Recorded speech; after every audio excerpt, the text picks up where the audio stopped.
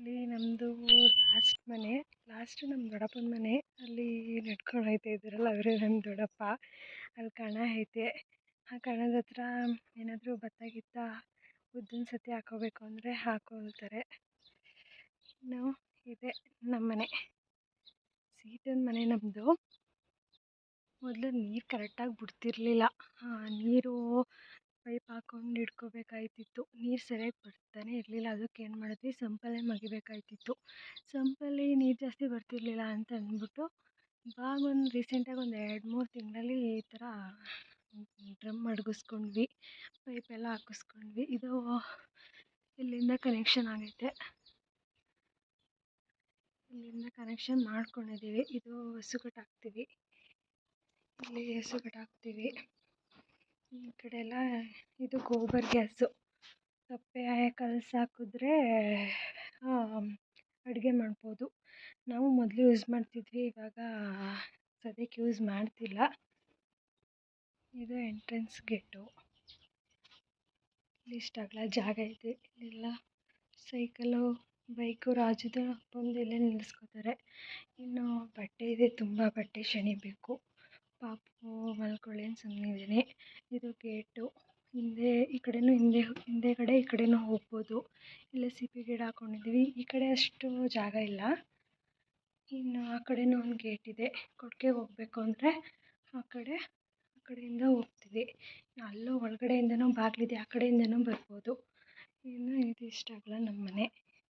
ಈ ಕಡೆ ಕಿಟಕಿ, ಈ ಕಡೆ ಒಂದು ಕಿಟಕಿ ಇದೆ. ಇದು ಒಳಗಡೆ ಹೋಗ್ತಿದ್ದೀನಿ. ಮುಂದೆ ಮನೆಗೆ ಇನ್ನೂ ಟೈಲ್ಸ್ ಹಾಕಿಸ್ಕೊಂಡಿಲ್ಲ. ಇದು ನಮ್ಮ ರೂಮು.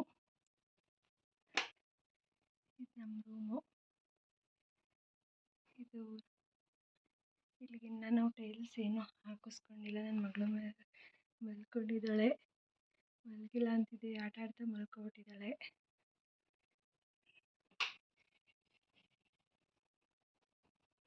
ಇದು ಒಳಗಡೆ ನಮ್ಮ ಮನೆ. ಈ ಕಡೆ ರೂಮ್ ಇದೆ, ನಮ್ಮಪ್ಪ ಮಲ್ಕೊಬಿಟ್ಟಿದ್ದಾರೆ. ಇದು ದೇವ್ರ ಮನೆ. ಇಲ್ಲಿ ಈ ಕಡೆ 2 ಬೀರು ಇಟ್ಕೊಂಡಿದ್ದೀವಿ. ಈ ಕಡೆ ಬಾಕ್ಸ್ ದಿವಾನ ಕಟ್ಟಿ ಇಟ್ಕೊಂಡಿದ್ದೀವಿ ಹಾಲಲ್ಲಿ. ಈ ಕಡೆ ಕಿಟಕಿ ಹಿಂದೆ ಅದು ನಮ್ಮ ಜಾಗ ಅಲ್ಲ, ಅವರು ಸೀಮೆ ಹುಲ್ಲು, ಜೋಳದ ಕಡ್ಡಿ ಹಾಕ್ಕೊಂಡಿದ್ದಾರೆ. ಇನ್ನು ಇಲ್ಲಿ ಫ್ರಿಜ್ ಇಟ್ಕೊಂಡಿದ್ದೀವಿ.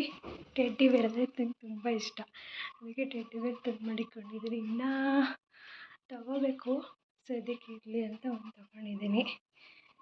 ಇಲ್ಲಿ TV ಇಟ್ಕೊಂಡಿದ್ದೀವಿ. ಇನ್ನು ಇದು ನಮ್ಮ ಕಿಚನ್.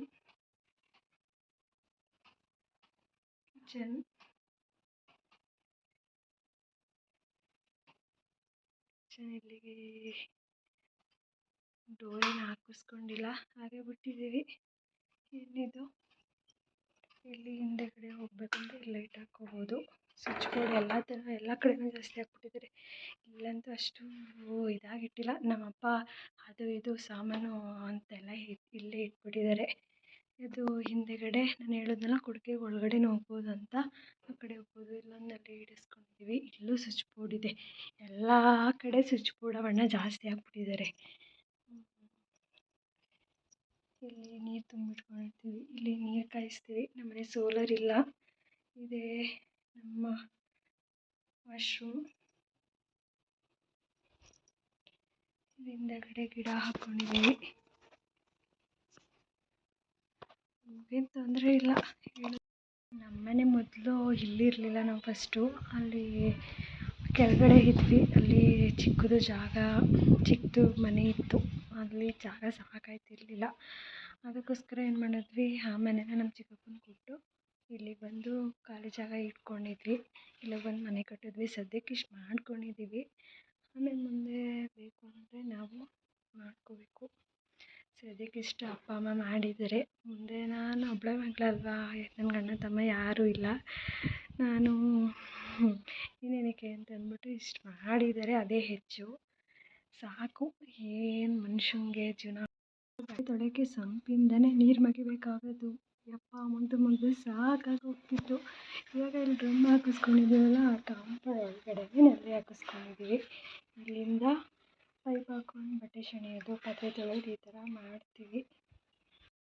ಪೈಪು ಹಾಕಿಸ್ಕೊಂಡಿರ್ತೀವಲ್ಲ, ಇವಾಗೇನು ಅಷ್ಟು ಕೆಲಸ ಬೇಗ ಬೇಗ ಮಾಡ್ಕೋಬೋದು. ಮೊದಲು ನೀರು ಮಗ್ಯೋದು, ಎಷ್ಟು ಬಟ್ಟೆ ಸೆಳೆಯೋಕ್ಕೆ, ಪಾತ್ರೆ ತೊಳೆಯೋಕ್ಕೆ ಸುಮಾರು ನೀರು ಬೇಕಾಗುತ್ತಲ್ವಾ, ತುಂಬ ಟೈಮ್ ಹಿಡಿಯೋದು, ಸಾಕಾಗೋಂಗೆ ಆಗೋದು. ಇವಾಗ ನಲ್ಲಿ ಐತಲ್ಲ, ಅಷ್ಟು ಕೆಲಸ ರಿಸ್ಕ್ ಅನಿಸೋದಿಲ್ಲ.